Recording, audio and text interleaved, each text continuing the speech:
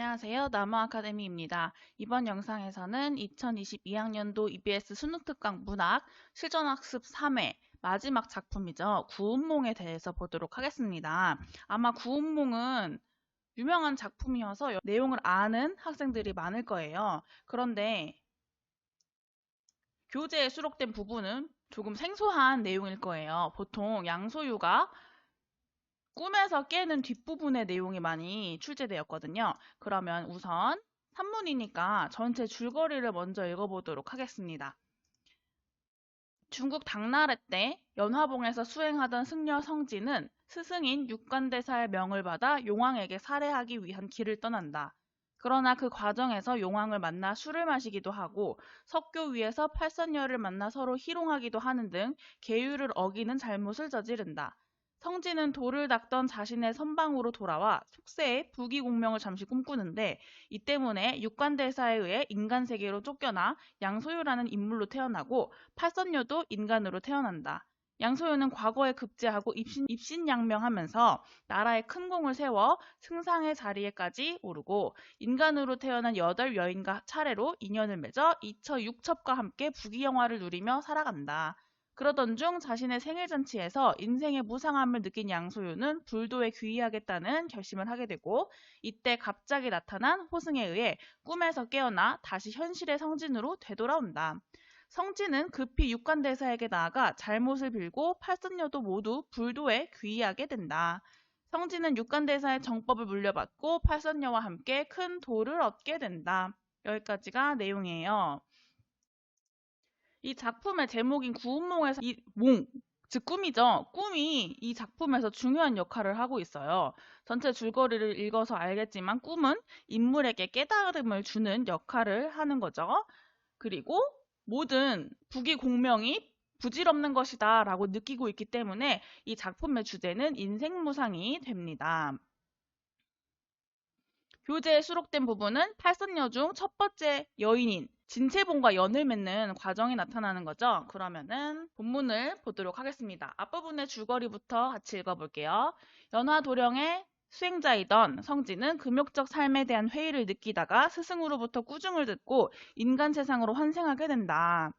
훌륭한 청년 양소유로 자라난 그는 어느 날 과거를 보겠다는 뜻을 밝히고 모친의 만류에도 불구하고 먼 길을 떠나는데 한 누각 앞에 아름다운 버드나무를 보고 양류사를 읊다가 아름다운 여인과 눈을 마주치게 된다.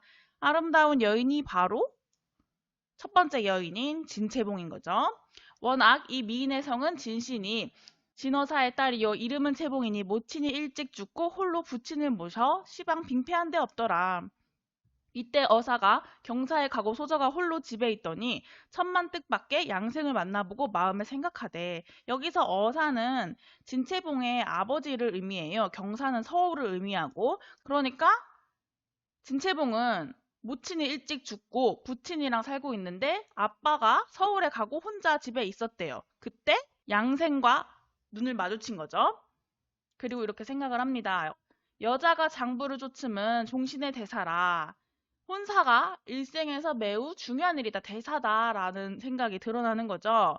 문구는 과부라도 오히려 상여를 쫓았으니 이제 나는 처자의 몸이니 비록 스스로 중매하는 혐의를 피할 수는 없으나 부녀의 절행에는 해롭지 아니하고 하물며 이 사람의 성명과 거주를 알지 못하니 부친께 취품하여 정한 후 중매를 부리려 하면 동서남북에가 어디가 찾으리요? 라고 말하고 있네요. 라고 생각을 하고 있네요. 스스로 중매하는 것이 보통의 정식 절차는 아니지만 법도에 크게 어긋나는 것은 아니라고 생각을 하고 있는 거예요. 지금 아빠가 서울에 가 있는 상태니까 아빠를 통해서 중매하기가 어렵다고 생각을 하고 있는 거죠. 그런데 아빠가 올 때까지 기다리려면은 이 사람, 즉 양생의 성명과 거주를 알지 못하니 이 사람을 동서남북 어디 가서 찾을 수가 없을 것 같다라고 생각을 하고 있는 거죠. 따라서 진채봉은 양소유에게 지금 뜻을 전해야 한다고 생각을 하는 겁니다. 그래서 자신의 뜻을 담은 편지를 유모에게 전해달라고 부탁을 해요. 이를 가지고 앞 개점 중에가 낙이 타고 내 집 누하에 와 양류사 없던 상공을 찾아 전하고 내가 그와 인연을 맺어 일생을 의탁하려 하는 줄을 알게 하되 이는 나의 종신대사니 삼가 허수이 말라. 이 선비가 얼굴이 아름다움이 옷 같아 무리 중에 섞이지 않을 것이니 내 부디 친히 보고 편지를 전하라 라고선 윤모에게 말을 전하고 있어요. 이 부분을 통해서 글을 통해 자신의 뜻을 전할 수 있는 지적인 능력이 있다는 것을 알 수 있죠. 그리고 인연을 맺고 싶다는 자신의 의사를 전하고 있으므로 적극적이고 진취적인 여성상의 모습을 확인할 수 있습니다. 그러자 여기서 유랑은 유모죠. 삼가 소저의 명대로 하려니와 타일의 노야가 물으시면 무엇하리일까?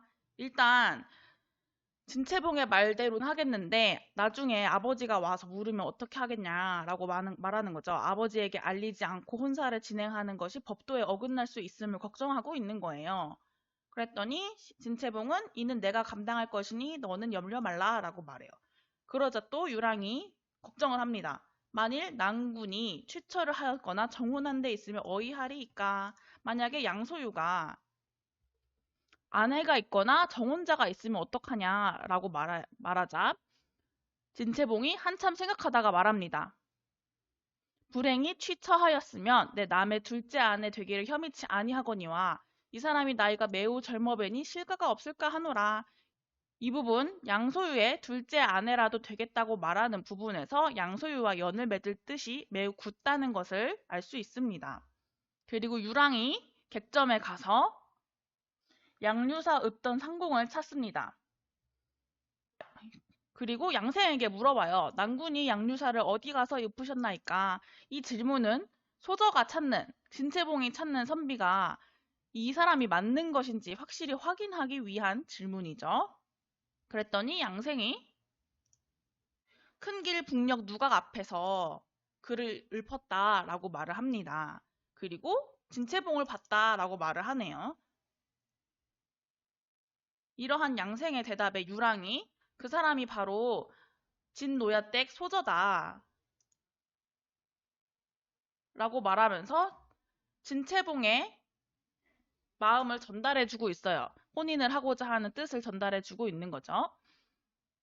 양생이 이 말을 듣고 기쁜 빛이 낯에 가득하여 기쁜 빛이 낯에 가득했다고 했으니까 양소유가 진채봉의 뜻을 받아들일 것임을 짐작할 수 있겠죠. 집에 노모가 계시니 화촉의 예는 양가 부모께 아래고 행하려니와 혼인 언약은 이제 한말로 정하나니 화산이 길이 푸르렀고 위수가 끊어지지 않았느니라. 이렇게 혼인에 동의를 합니다. 이 부분은 진채봉이 양생에게 보낸 양류사의 한수입니다. 양소유와 함께 하고 싶은 뜻과 양소유가 자신의 마음을 알지 못하고 떠난 것에 대한 아쉬움이 드러나요. 이에 대해서 양소유도 버들을 소재로 또 하는 시예요. 왜냐하면 여기서 양류사에서 유가 버들 유거든요. 양소유도 답시를 짓습니다. 버들이 천만 실이나 하니 실마다 마음구비에 맺혔도다. 원컨대 월하노인의 노끈을 만들어 봄 소식을 베어 정하고자 하노라. 자신도 진채봉을 마음에 두었다는 것을 알리고 또 양소유가 진채봉과 연을 맺겠다는 의지를 표현하고 있는 거죠. 형사를 맺는 데 동의하고 있습니다. 양생이 유랑에게 말합니다. 소저는 진채봉은 진사람이고 나는 초사람이니까 한번 돌아간 후는 소식을 통하기가 어렵다. 하물며 오늘 일은 어딘 중매인이 없으니 소생의 마음에 마침내 집히는 곳이 없으니 오늘 밤 달빛을 타 능히 소재의 안색을 보랴.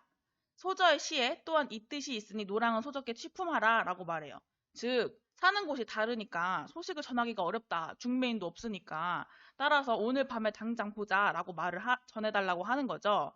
그래서 유랑이 진채봉에 가서 이 말을 전하고 또 진채봉의 답변을 들어서 양소유에게 전해주려 와요. 우리 소저가 남녀가 혼인 전에 서로 봄이 예의가 아닌 줄을 알되 바야흐로 그 사람에게 의탁하려 하며 어이 그 뜻을 순종치 않으리오마는 밤에 서로 보면 사람의 의심이 있을 것이요. 부친이 들으셔도 더욱 그릇 여기실 것이니 밝는 날로 중당에서 잠깐 보고 언약을 정하사이다 이렇게 말을 했대요. 양소유가 밤에 보자는 청을 거절하는 거죠. 이 부분이 바로 그 거절하는 이유에 해당하고요. 이 부분을 통해서 진채봉이 주체적인 판단력을 지니고 있다는 것을 알 수 있겠습니다. 이러한 진채봉의 답변을 듣고서 양생이 탄식하고 한탄하여 가로되 소저의 밝은 소견과 정다운 뜻은 소생이 미칠 바가 아니로소이다 라고 말을 합니다. 양소유는 진채봉의 전언을 듣고 진채봉의 뜻에 감탄하는 거죠. 이렇게 본문이 끝나요. 이 본문에서 중요한 거는 두 시를 비교하는 것, 그리고 이 두 시의 역할도 중요하겠죠. 또한 진채봉이 어떤 인물로 그려지는지, 진채봉의 성격이 어떤지 이런 게 중요하겠습니다. 그럼 진채봉의 성격을 정리한 후 마치도록 할게요. 우선 진채봉은 양소유를 앞으로는 찾기 어렵다는 판단을 내리고 아버지가 출타 중임에도 스스로 혼인 의사를 전달하죠. 이 부분에서 적극적이고 진취적인 여성상의 모습을 확인할 수 있습니다. 그리고 양소유의 양류사에 답하는 글어를 써서 유모에게 보내죠. 이 부분에서는 아까도 말했듯이 글을 통해 자신의 뜻을 전할 수 있는 지적인 능력을 가지고 있음을 알 수 있어요. 그 다음 양소유가 밤에 만나자는 의사를 전달하자 만나는 일은 나중으로 미루자고 전달하고 있죠. 이 부분에서는 주체적인 판단력을 지니고 있음을 알 수 있습니다. 지금까지 실전학습 3회 구운몽에 대해서 살펴봤어요. 이 모든 자료는 나무 아카데미에서 이용할 수 있습니다.